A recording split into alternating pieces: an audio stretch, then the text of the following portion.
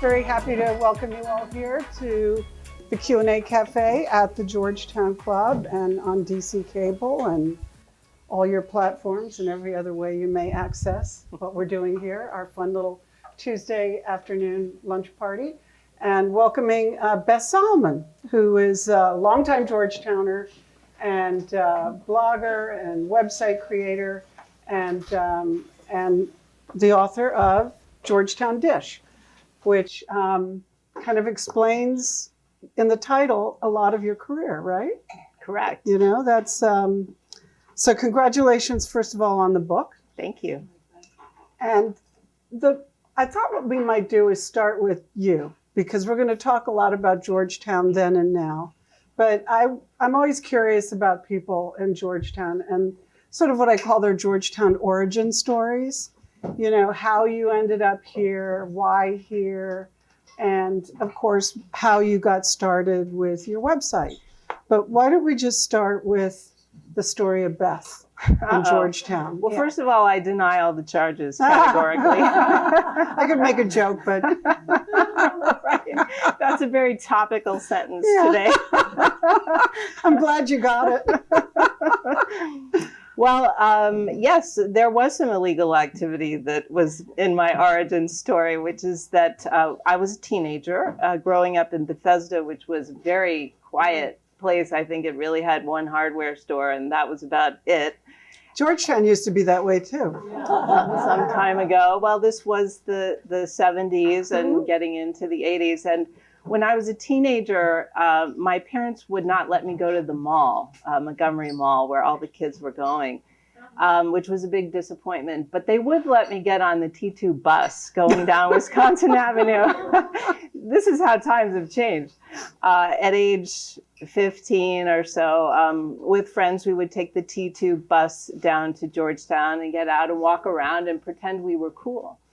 And you can't say this anymore, but we would buy cigarettes, and that was the illegal activity. We might have tried to sneak in. Now you'd get a vape pen, so. Right. We might have tried to sneak into Martin's, but I don't think we were just, like, buying cigarettes was probably the extent of our illegal activity. And but it really, we walked around, and there was Commander Salamander, and those are wonderful days. Wonderful days. And I think Georgetown was quite bohemian then, and a little bit and wild. Where would you get into to smoke your cigarettes and have a bite to eat? Or? Well, I think we hung out outside places because we were too young. But Martin's Tavern, and there was what was the horses, the third edition. Jack Evans is here, our former council member. He knows Georgetown historian. Yeah, there was the third edition, 100%. And I mean, you know, your book made me think of so many places we don't have anymore, like Furin's and Nemes Market. But go back to me, because I was a teenager coming to Georgetown too, but I was coming from Virginia. And I was coming with my girlfriends on a bus, but it wasn't the T2. And we would get dropped off in Georgetown and walk around. But we'd go to Clyde's and drink Coca-Colas, but smoke cigarettes. And I'm not alone. You're not alone. It's a fun introduction to Georgetown, because what we'd also do, and you probably did this too, is that after you like roamed around the stores and whatnot, you then started walking the side streets and seeing these amazing homes and wondering what was going on inside them.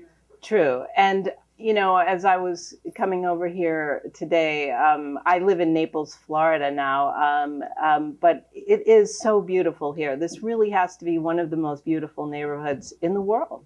And it's the most important neighborhood in the most important city in the world. And that's why everybody is interested in Georgetown, and Georgetown changes. I'm sure we'll talk about some of that, but it still represents the power of Washington and the prestige of Washington. And I think that's why, I mean, the history lives on, the beauty lives on, but that's why it's captivating to so many people. And the truth is, in 2009 and 2010, in the depths of the recession, when I was out of a job and suddenly found myself with way too much time on my hands, And I realized that there was no online magazine that was kind of still in the early stages of online journalism. Mm-hmm.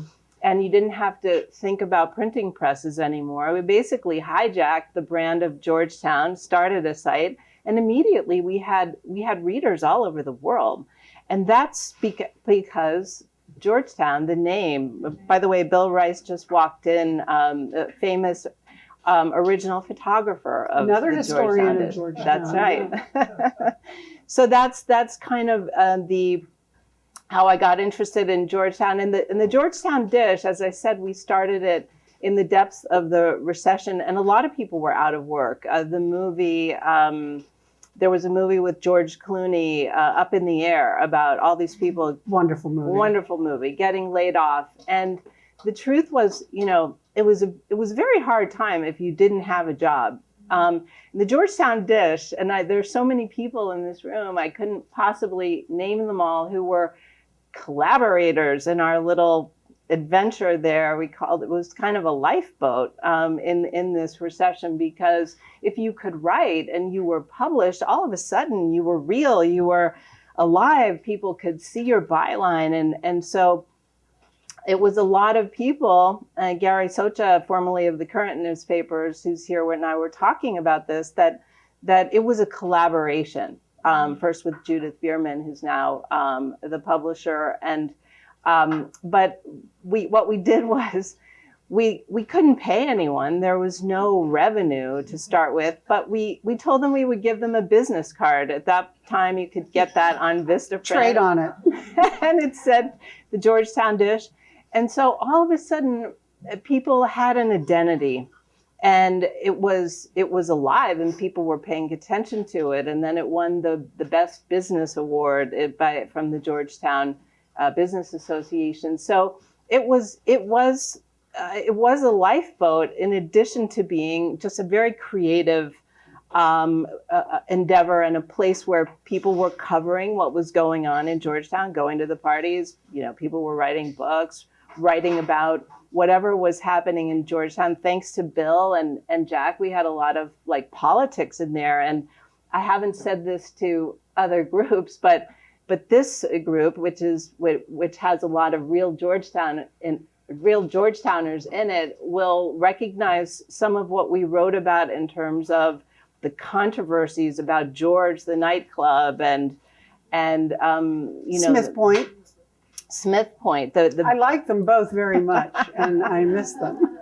Well, and these are this is the internecine warfare in Georgetown neighborhood politics that's very intense, because people feel very strongly about Georgetown. And what I still love about it is people feel very attached to the identity of Georgetown, very proud of it. It has a very strong identity. And I think that's why Georgetown is a perpetual ideal, maybe an ideal of how a Washington should work, or a democracy, and where important people can have civilized conversations and go to dinner parties, and somehow have a conversation about what we could do to make something better. And that really happened in Georgetown quite a bit. And Carol, I mean, living here, you've been on the inside of that. So that's why I think Georgetown is always interesting to people. This book is a collection of writing from the Georgetown dish, and it's now, reading it, when I started to put it together with Judith, it seems like kind of an innocent world. I mean, we set up the Georgetowner to have comments. We wanted everyone in the neighborhood, wherever they were, to participate. Did this and write. derive from the Georgetowner? Yes, these are all things in the Georgetown dish, which was online only. And but was it born at the Georgetowner? Is that how it got? No. I had worked for a spell at the Georgetowner. Yeah. And then realized that there, it was tough for any print publication, and I think the Current newspapers had the same issue. It was tough to transition. I love the Current. I still miss it. Yes, yes, I think we all do, Gary. It's an essential. An essential. Yeah. But it's really tough to transition an online print publication to online. And so we started from scratch. And we wanted people to comment. And so we set up the site that way. And we would publish the comments on the homepage of the website. Well, now the world is so mean. I think nobody does that now because it's all changed. And it was a great time. It was a great project. And I'm so tickled that it lives on. And some of the current Georgetown Dish advertisers are here too.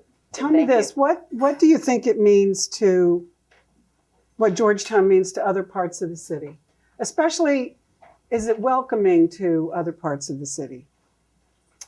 Well, I do have a funny story to tell, which is when we were, so I was living because there's a lot of attitude that Georgetown is kind of a snobbish enclave and exclusive, doesn't own its African American heritage enough. And well, though we've started in small ways. Yes, that conversation is happening. And the little signposts that go up that show some of the African American history. Yes, I mean, I think every place in the country is kind of having a conversation about history and how to talk about that history. And I think Georgetown has a reputation of exclusivity and power and prestige. And on the other hand, I run into people all the time who say, I come to Georgetown to walk, to inhale and exhale and to see the beauty.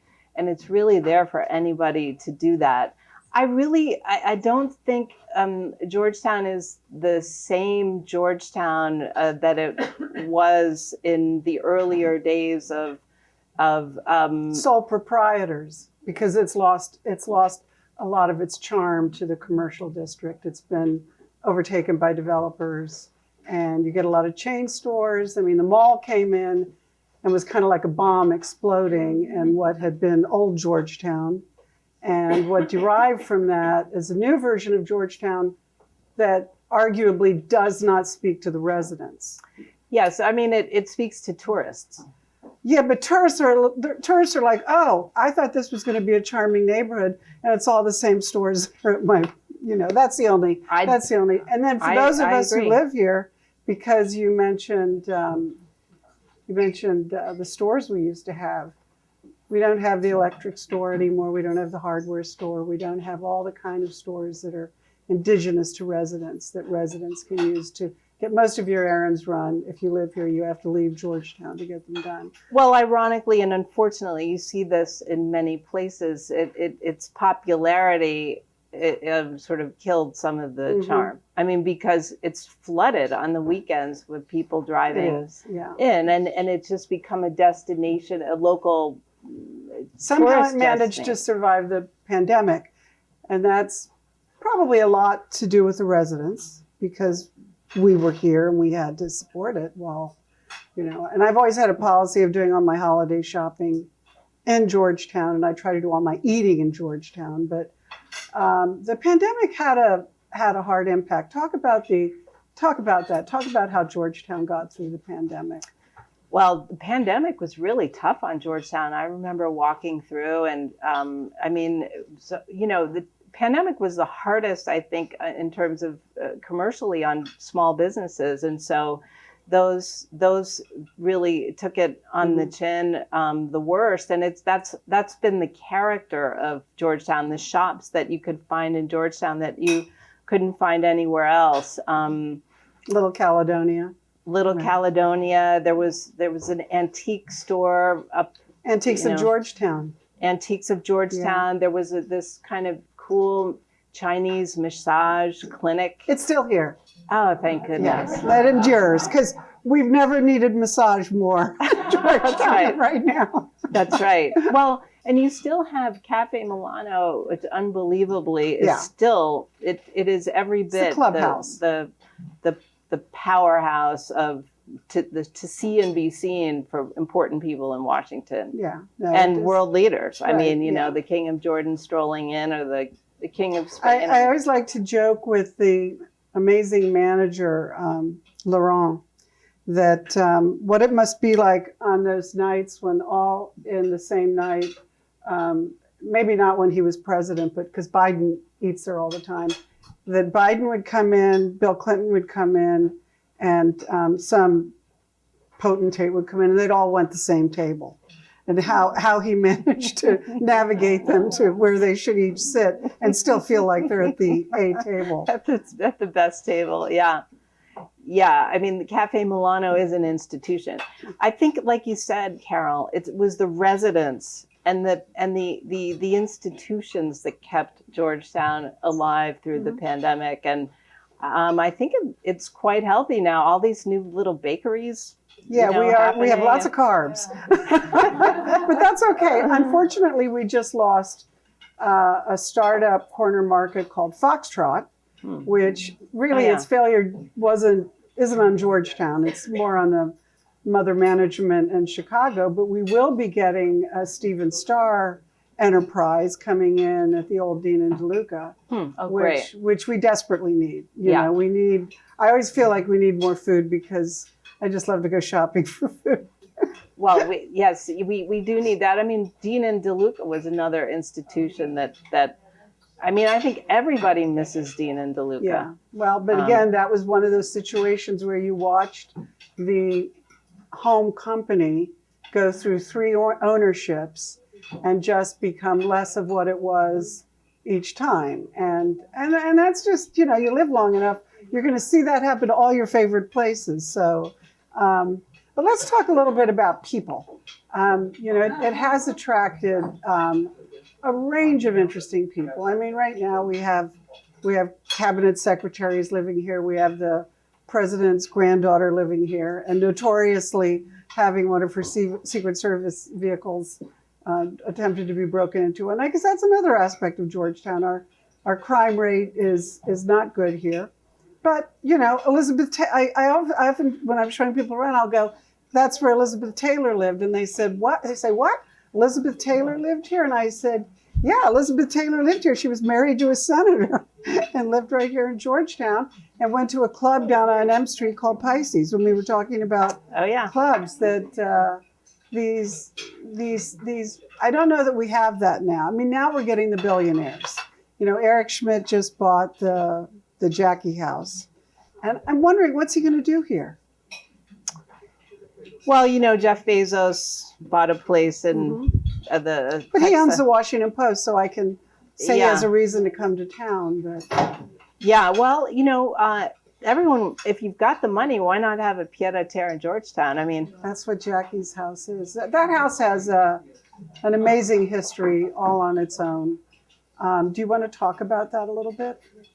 The property itself? The Jackie, they call it the Jackie Kennedy House, even though Yolande Fox lived there much longer. Well, it's an iconic house. I've been in that house, and I mean, it's an iconic house with an iconic history. I mean, I believe she lived here before Jack did. And well, it may have been concurrent because she was working as a young journalist, and there's a wonderful walking tour that you can do. That's all the places that Kennedy lived in Georgetown. I created a little map once that you could start at Martin's and end up at 1789 at the Tombs, or start at the Tombs and end up at Martin's. But there's all these little places where she lived, or Jack lived, or Jack's brothers and sisters lived, or Jack and Jackie lived. But that house she moved to from the White House after the assassination. Right, and then ended up in New York. Yeah, the Kennedys, made a home in Georgetown, and I do think this is a big part of the mystique. Of course, it lives on in the booth where they apparently got engaged right in Martin's Tavern, and I think it's the most booked table there. You know, I think it's very difficult to get. Yeah. Your book is, you have many chapters in here that are circa 2011, 2010. What do you think were the most interesting things happening then? Well, Innocent Spouse came out then. Well, yeah. Carol's book, Yes, which was fascinating, and a Georgetown story. I mean, Yeah, it is. Very much so. as many of you know, Carol and her husband were Nathans. He was Nathan's, and then it became mine. And I mean, and I think Nathan's nothing to do with me.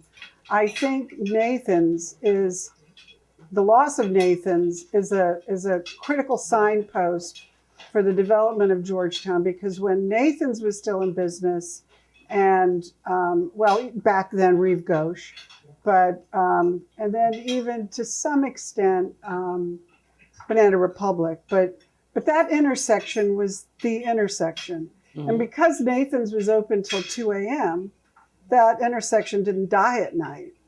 Now it dies at night. And it's kind of moved up to where Martin's is, because Martin's is open. And that, to my mind, has become the central intersection.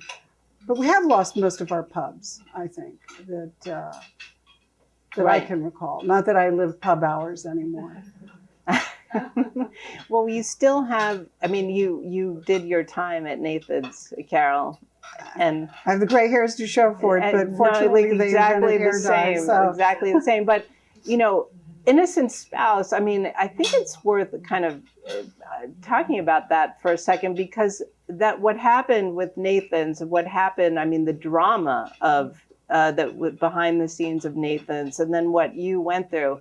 I mean, it's kind of one of those Georgetown, not legends, it's a true story, but it sort of has all that drama in it that I think is another reason people are interested in Georgetown. Well, but in a subterranean level, it goes to some of the Byzantine rules we periodically have, like Jack Evans can remember this. Back then, one of the biggest hurdles I was up against is these rules against liquor licenses that really hamstrung me from survival, and Jack and Kathy Patterson, and why am I forgetting his name?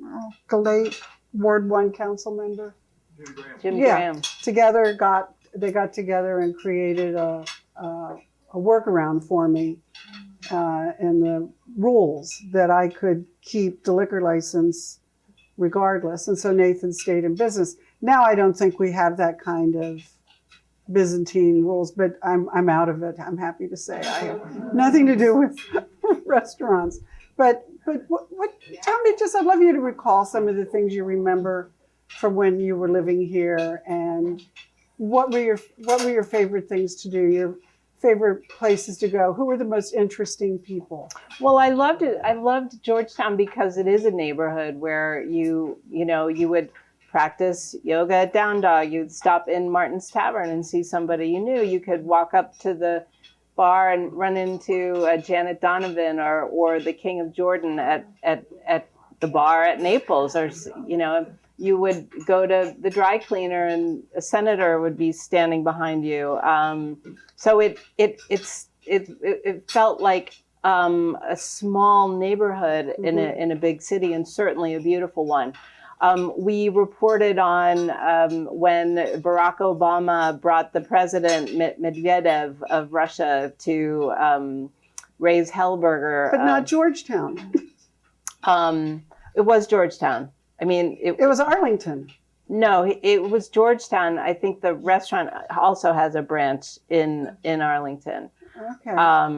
And the Bush daughters and the Obama daughters would go to Georgetown Cupcake, and well, the Bush daughters were notorious at Smith Point. They were. That's right. That's right. A game I used to like to play with friends was to go to Smith Point, and they would be there, and to try to figure out who in the crowd were the Secret Service agents, because they meshed them in so well with the others. Yeah, that's very Georgetown, Carol. Yeah, the Obama daughters were younger, but they were here, and I think Obama took Barack Obama to Thomas Sweet, famously. Yes, I actually happened to be there that day. I couldn't believe what was happening. next thing there's Secret Service and SUVs pulling up everywhere.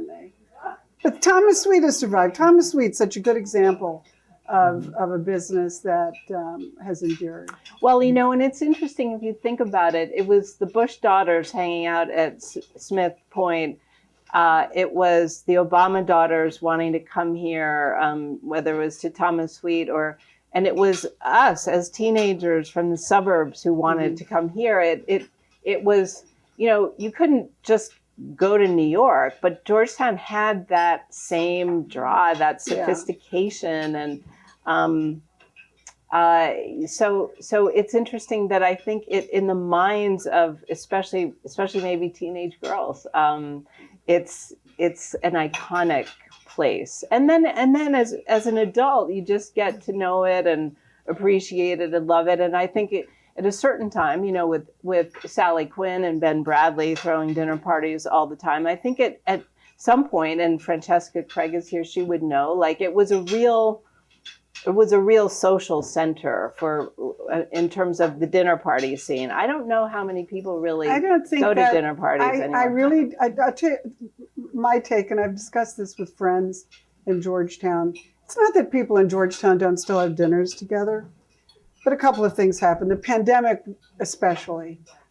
People's lives changed in diverse and interesting ways. But I think some of the important ways they changed is learning how to take care of ourselves, learning how to cook at home, learning how to entertain ourselves. Perhaps creating a greater appreciation of that thing Georgetown gives us is friendship with our neighbors, that I find to be not unique to Georgetown, but relatively unique in a city that's lots of apartment buildings. I think also the social fabric of the city, and it may never go back. I'm not going to say it changed because of Trump. I think it started to change because of Bush, and not so much politics, as they were a very stay-at-home couple, Bush 43, And I remember one time, and others will probably remember this, Laura and George Bush decided to go to Cactus Cantina for dinner, and it caused such a massive gridlock that they were like, well, we're not going to go out to dinner again. But a lot of social life gets derived from the White House. And when you have a very divided city, it becomes harder to decide who to invite. And certain people don't want to be at parties with certain people. So that's a factor. And then also a lot of the social life became pay to play. They just became fundraisers. And nothing against fundraisers, but it changes the whole. And I imagine these things have a lot to do with it too, because you think you're going to go to a very private dinner party and the next thing your pictures are on Instagram. Yes. Well, we do have a problem in this country. I think you probably noticed, which is people can't talk to each other anymore if they're on, if they're in different political parties. Like you can't. It's difficult. The other side is the enemy. It's scorched earth. I'm not. And so this is, this has happened in Congress. Lindley Bohr knows this, that they don't socialize, and they're going home to their district. So we become, and the phones have a lot to do with that we just want to be in our own echo chamber. And so the whole way people socialized, the way people socialized politically, I think has drastically changed, Carol. And so that would naturally be affecting Georgetown and the social life. Also, Georgetown is historically a particularly politically heightened community. Maybe more so in the 60s, because the Kennedy White House, people wanted to live near the White House because they were all going over there and partying all the time. And now people have moved further out and further out and further out. I'm not saying that it's still not a politically heightened community, but the houses that roll over, like an old-time Georgetowner may, shall we say, pass on, but their house turns over, and it's not anymore to a official kind of person. It might be a tech person or money. It's a different social life. It's a different crowd of people. Yeah. We will survive, but it's not so much that Georgetown was a bedroom community of the White House or Capitol Hill. Yeah, yeah. Well, Georgetown is a great brand. It's a global brand. You put the name Georgetown on anything. I assume you copyrighted Georgetown Dish, right? I hope so. But at some point, like it's you can kill the goose that laid the golden egg, or everybody's. I hate to say this, but everybody's paradise, gets destroyed because the popularity of it kills it. Mm-hmm. Now, I don't think that's going to happen in Georgetown because Georgetown has existed for too long, and there's something real here, which is an absolutely beautiful urban environment that people will always want to live in. Have the commercial strips, become predominantly chains? And is there, do we want to see that? Do we want to see the streets flooded on the weekends from people driving in, from wherever? Well, not exactly, but this happens. And it's just like Manhattan is never going to lose its appeal. No. Neither will It's just going to Georgetown. move to Brooklyn. Yeah. People, people find what they're looking for. Mm-hmm. Yeah. No, what do you still publish the Georgetown Dish? Judith Bierman is the publisher, and yes, it's. And how many reporters? How many reporters, Judith? Oh. How many reporters? Yeah. About 7. Yeah, great. And you're not in the online blog business anymore? I have, I do a lot of posting, but I've written, this book was put together of things I wrote before, and I'm working on a new book that's coming out in November called From Fired to Fabulous, How to Turn Professional Fiascos into Your Launchpad to Success. Okay. And I've been fired a lot. I was fired a lot. That's why that could be a title too. In fact, I've been fired more than anyone I know. But I realized that that's the basis for a story. And it was one of the bright spots of being fired was that I got to start the Georgetown Dish. Yeah. I mean, silver lining. You don't see the benefits until later, but that's what this book is about. And then I'm working on. Do you have a memorable firing? A most memorable? Yeah, a few of them, yeah. Come on, share one. Well, let's see. Yes, the most dramatic one I would say was I had been the CEO of a small trade association, which are kind of advocacy organizations for business, and I had been hired. I had been hired by a board of directors who. Their organization was in tatters. There were flying termites in the office. The IRS was sending cease and desist letters. You have not filed taxes. You cannot exist now. So the website, looked like a 1972 Pinto overturned in a ditch that couldn't drive. I mean, so it was really a shambles. And they hired me.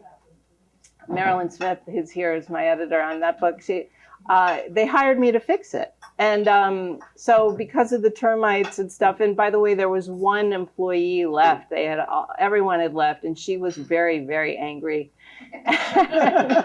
So I got to work. I flipped open my laptop in Starbucks or, eventually a borrowed office, and I got people to fix the website, and we got conference attendance up, and we turned all this, red ink into, we were making money, revenue surplus, and I hired some great people, and, we were chugging along.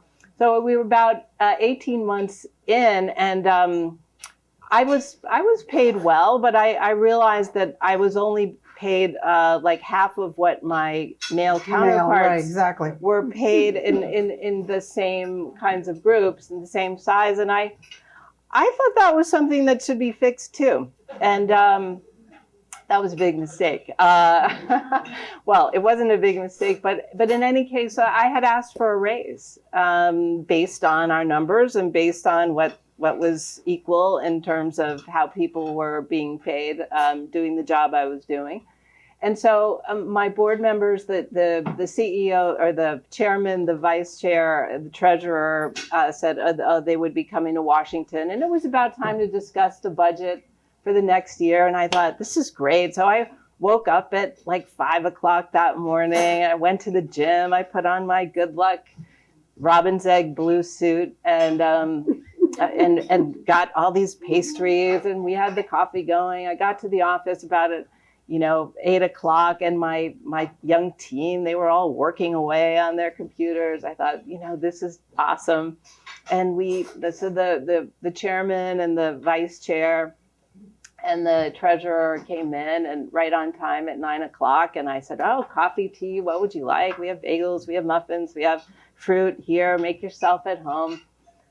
And the treasurer said, he walked into the conference room and he said, shut the door, Beth.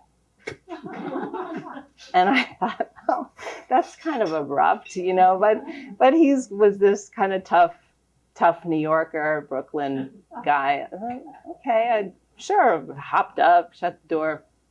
And then the chairman, who was a small woman running a little community lender, and she had hired me, she pulled out some papers and they started to rattle in her hands, and she started to read them. And I mean, the papers were rattling so loudly, it sounded like a bird flapping its wings. And she said, Beth, she was reading, the board of directors of the national, whatever it was, met on May 15th and voted to terminate your employment effective immediately. We'd like you to sign. And she, it was all the usual language, how modern terminations are being done. And she said nobody was looking at me. They were all looking down at their keyboards. And she said, do you have any questions?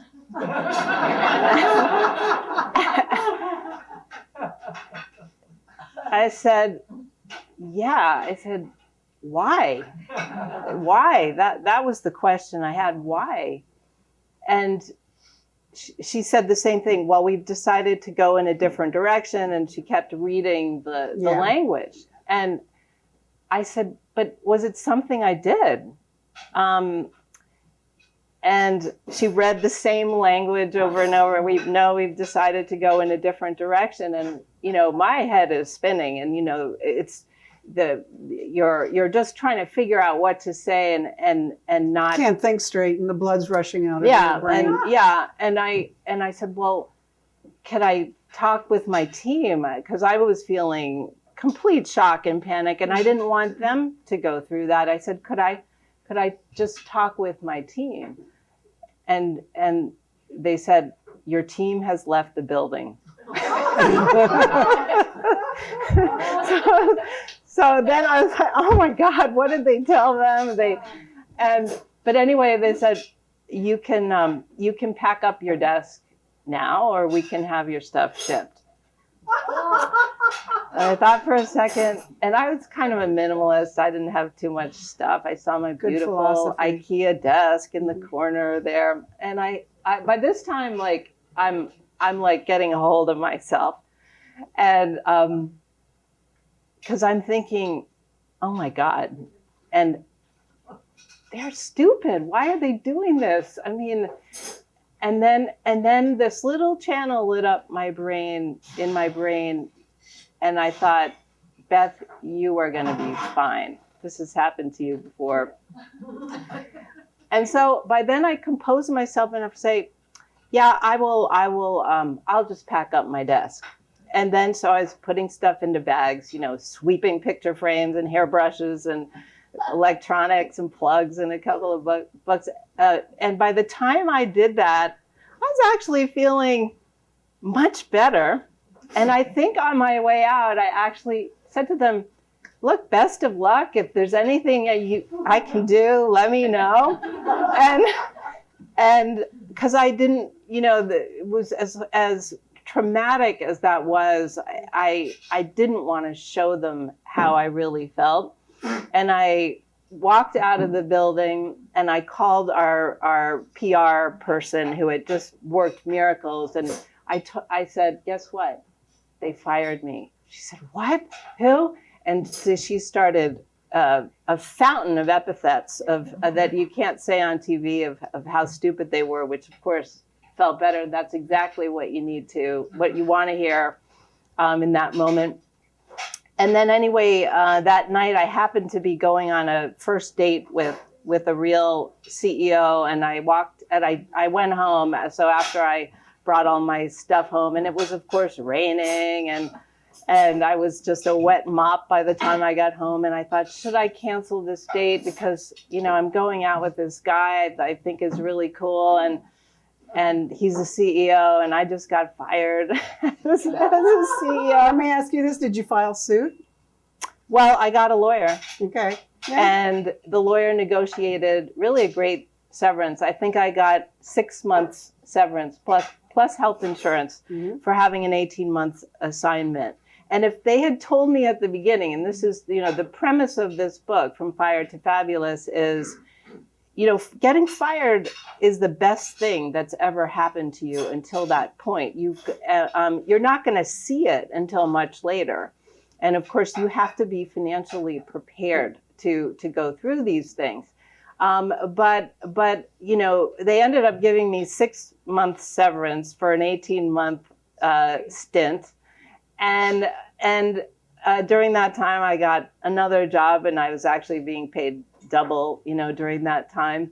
But if I had known up front that it was going to be an 18-month assignment that I would be paid an extra 6 months for, not working, I would have said, where do I sign? For jobs we're going to get fired from then, right? So anyway, the book is about how to recover from being fired. Well, clearly you've recovered. I did. Yeah. And now, so do you consider yourself a full-time author now? Yes, or are you doing something I do. else? I like to say I'm retired enough, which means I'm living a great life. I play tennis. This is my first book, and then thank you. And From Fire to Fabulous, right, is coming out in November, and then after that, I've got a draft of.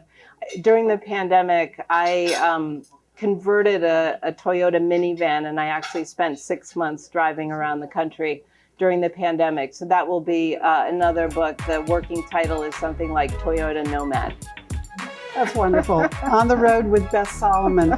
The book is Georgetown Dish. The author is Beth Solomon.